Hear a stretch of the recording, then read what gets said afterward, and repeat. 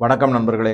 இந்த வீடியோல அரவிந்த் மாயாராம் அவரை பத்தின சில தகவல்களை பார்க்கலாம். நம்ம இந்த அரவிந்த் மாயாராம் ஒரு ஐஏஎஸ் ஆபீசர், ராஜஸ்தான் கேடர்ல இருந்து ஐஏஎஸ் ஆபீசர். பி சிதம்பரம் அவர்களுக்கு மிகவும் நெருக்கமான ஒரு நபர், ஒரு புரியோக்ராட். நிதி அமைச்சகத்துல முதல்ல ஜாயிண்ட் செக்ரட்டரியா இருந்தாரு, அதுக்கப்புறம் எக்கனாமிக் அஃபேர்ஸ்ல அடிஷனல் செக்ரட்டரியா இருந்தாரு, அங்க செக்ரட்டரியாவே இருந்தாரு. அப்புறம் பி சிதம்பரத்தினுடைய முனைப்புனால பைனான்ஸ் மினிஸ்ட்ரியிலேயே நிதி அமைச்சகத்திலேயே செக்ரட்டரியா வந்துட்டார். இவரை பத்தி பலவிதமான செய்திகள் வந்திருக்கு. இவர் தான் எவ்வளவு தடைகள் இருந்தாலும் அதை மீறி இந்த டேலாரூ அப்படின்னு சொல்லக்கூடிய பிரிட்டிஷ் கம்பெனிக்கும் அதனுடைய சிஸ்டர் கன்சர்னாக இருக்கக்கூடிய ஜியோரி, டேலாரூ ஜியோரின்னு சுவிட்சர்லாந்துல இருக்கக்கூடிய கம்பெனிக்கும் ஆர்டர் கொடுத்திருக்காரு. பேப்பர், ஸ்பெஷல் பேப்பர் மற்றும் அந்த இங்க், இது எல்லாத்தையுமே. இந்த இடத்துல ஒரு சின்ன தகவல் என்ன அப்படின்னா, இந்த இங்க், இந்த பேப்பர் எல்லாத்தையுமே சைனா என்ன பண்ணிருக்காங்கன்னா கொஞ்சம் வாங்கி, எப்படியோ கள்ள மார்க்கெட்லயோ இல்ல நேரடியாவோ வாங்கி அவங்க வழக்கமாக செய்யக்கூடிய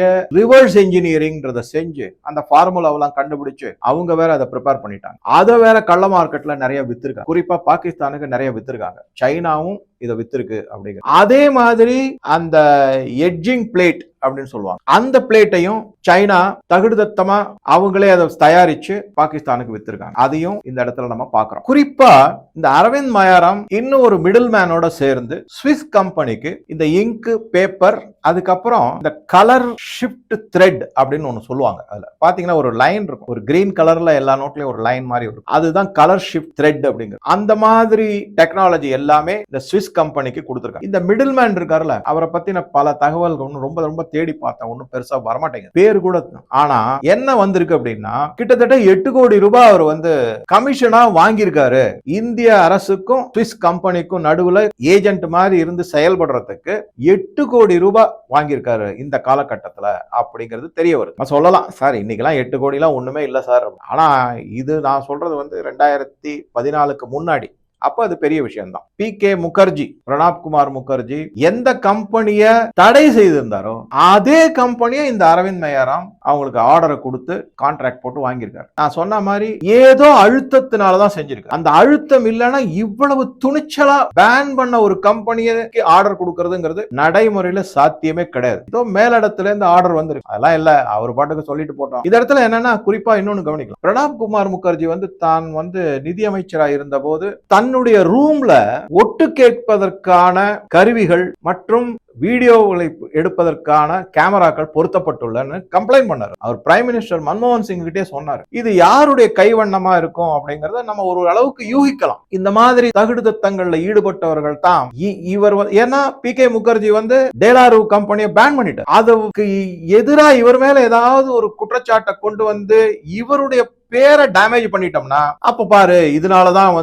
இவருக்கு ஏதோ பிரச்சனை இருக்கு, இவர் ஊழல்ல இருக்காரு, ஏதோ நடந்திருக்கு, அதனாலதான் அந்த கம்பெனியை பேன் பண்ணிட்டாருன்னு அவர் மேல திசை திருப்பி அந்த கம்பெனி கிட்ட வாங்குற மாதிரி. ஆனா அதுல அவர் கண்டுபிடிச்சு பிரணாப் குமார் முகர்ஜி மன்மோகன் சிங் கிட்ட சொல்லிட்டாரு, இந்த மாதிரி பக் வச்சிருக்காங்க அப்படின்னு. அதுக்கப்புறம் அதெல்லாம் பார்த்து சரி பார்த்து வெளியில என்ன சொன்னாங்கன்னா, அதெல்லாம் ஒண்ணுமே இல்ல, சும்மா ஏதோ அவருடைய சந்தேகம் தான் அப்படிங்கிற மாதிரி. ஆக்சுவலா எல்லாத்தையும் எடுத்தாங்க, அது நிச்சயம், அதுவும் இருக்கு. அதெல்லாம் நீங்க கொஞ்சம் தேடி கண்டுபிடிச்சு பாத்தீங்கன்னா படிச்சா கிடைக்கும். ஒண்ணு இல்லங்க, டேலாரூ பி சிதம்பரம் அப்படின்னு போட்டு கூகுள்ல பண்ணுங்க, பல தகவல்கள் கிடைக்கும் உங்களுக்கு. அதிர்ச்சியா இருக்கும், மிகப்பெரிய அதிர்ச்சியா இருக்கும் உங்களுக்கு அதெல்லாம் படிக்கும் போது. அந்த மாதிரி. சோ இப்ப இந்த மாதிரி ஆச்சுங்களா. இந்த அரவிந்த் மாயாராம் இருக்காருங்களா, இவர் மேல 2023ல ஒரு எஃப்ஐஆர் ஃபைல் பண்ணிருக்காங்க. என்ன காரணம் அப்படின்னா, நீங்க இந்த மாதிரி கான்ட்ராக்ட் கொடுத்ததுல மிகப்பெரிய ஊழல் நடந்திருக்கு, முறைகேடாக கான்ட்ராக்ட் கொடுத்திருக்கீங்க, இந்தியாவினுடைய கரன்சி பாதுகாப்பு, பொருளாதார பாதுகாப்பு எல்லாமே மிகப்பெரிய கேள்விக்குறி ஆயிருக்கு உங்களால அப்படின்னு சொல்லிட்டு 2023ல சமீபத்துல ஒரு கேஸ் ஃபைல் பண்ணிருக்காங்க.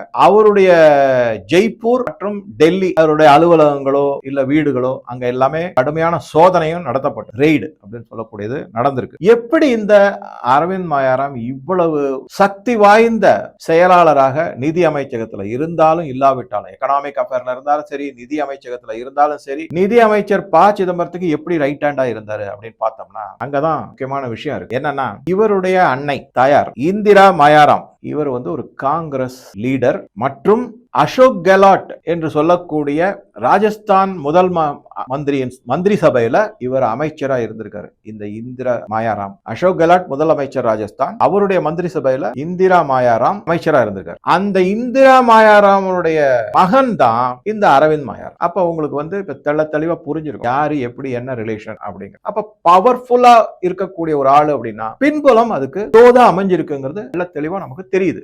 இது ஒண்ணு. இதுல என்னன்னா எப்ப இருந்திருக்காங்க அப்படின்னா 1998 இவங்க இருந்திருக்காங்க. அசோக் கெலாட் மினிஸ்ட்ரியில இந்த அம்மையார் அமைச்சரா இருந்திருக்காங்க. இது தவிர ராஜஸ்தான் முதலமைச்சர் அசோக் கெலாட்டுக்கு அரவிந்த் மாயாராம் வந்து எக்கனாமிக் அட்வைசரா வேற வேலை செஞ்சிருக்காங்க. அப்ப ஒண்ணுக்குள்ள ஒண்ணு அப்படியே சுத்தி பாத்தீங்கன்னா அப்ப அவர் சிஎம்ஆ இருந்த போது அவருக்கு எக்கனாமிக் அட்வைசரா அரவிந்த் மாயாராம் அசோக் கெலாட்டுக்கு வேலை செஞ்சிருக்கு. இதுக்கு பத்தி நம்ம யோசிக்கும் போதுதான் எப்பேற்பட்ட ஒரு அதாவது குப்பையான சூழ்நிலை, அப்படியே ஸ்டிங்கிங் அப்படின்னா ராட்டிங் அண்ட் ஸ்டிங்கிங் சொல்லுவாங்களா, அந்த மாதிரி ஒரு சூழல் இந்தியால இந்த காங்கிரஸ் தகுதித்தங்கள்னால உருவாயிருக்கு அப்படிங்கிறது. அப்பேற்பட்ட ஒரு மோசமான சூழ்நிலை. இப்ப கூட மதுரை மிக மிக அசுத்தமான நகரம்னு பேர் வாங்கியிருக்கு. என்ன சொல்ல முடியும்? எப்பேற்பட்ட மதுரை மாநகரம், ஆன்மாட கூடல் அப்படின்னு எவ்வளவோ 100 ஆண்டுகளாக இருக்கக்கூடிய ஒரு நகரத்தை பாழ்படுத்தி இருக்காங்கன்னா அந்த பெருமை என்ன எங்க போய் சேர போகுது? என்னமோ நடத்துறாங்க, என்னமோ செய்யறாங்க, கவர்னன்ஸே இல்ல சுத்தமா அப்படிங்கிற மாதிரிதான்.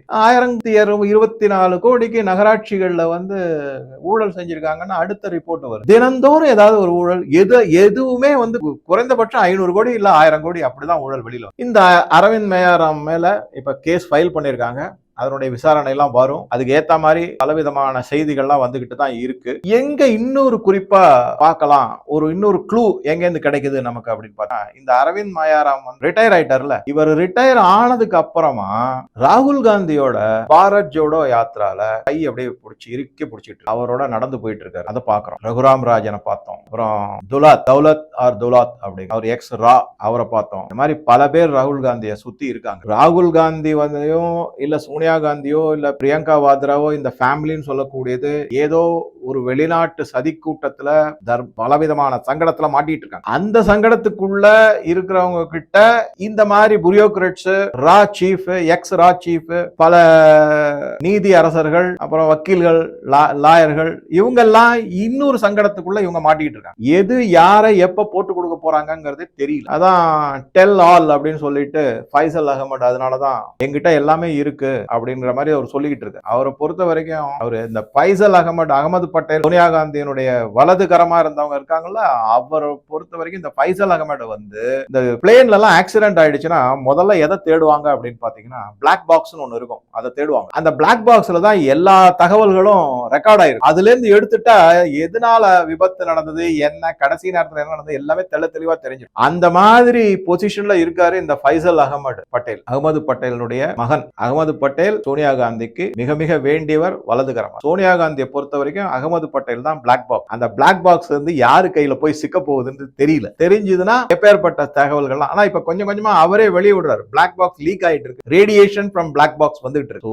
அந்த மாதிரி பல தகவல்களை இந்த அரவிந்த் மாயாராம் அவரை புடிச்சு உலுக்கினா எந்தெந்த அரசியல்வாதிகள்லாம் இதுல ஈடுபட்டு இருக்காங்க, எப்படி எல்லாம் இந்த பணப்பட்டுவாடா நடக்கும், யாரெல்லாம் இதுல வந்து பயனடைஞ்சிருக்காங்க, இப்ப அந்த பணம் எல்லாம் என்ன ஆயிருக்கு அப்படிங்கறத கொஞ்சம் கண்டிப்பா தெரிய வரும்னு எனக்கு ஒரு நம்பிக்கை இருக்கு. இதையெல்லாம் தான் வந்து முன்னெடுத்து சொல்றாங்க அந்த துரந்தர் சினிமால. இப்ப அடுத்த வீடியோல எதை பார்க்க போறோம்னா, இந்த பணம் எங்கெங்கெல்லாம் பட்டுவாடா இருக்கு இந்தியாவுக்குள்ள, வெளிநாடுல அது வேற விஷயம், இந்தியாவுக்குள்ள எப்படி எல்லாம் வந்திருக்கு, எங்கெங்கெல்லாம் பயனாளிகள் இருந்திருக்காங்க, அவங்க எப்படி இதுல பயன் அடைஞ்சிருக்காங்க, மற்ற விஷயத்தெல்லாமும் இதுல பார்க்கலாம். உங்க கருத்துக்களை பதிவிடவும். நன்றி, வணக்கம்.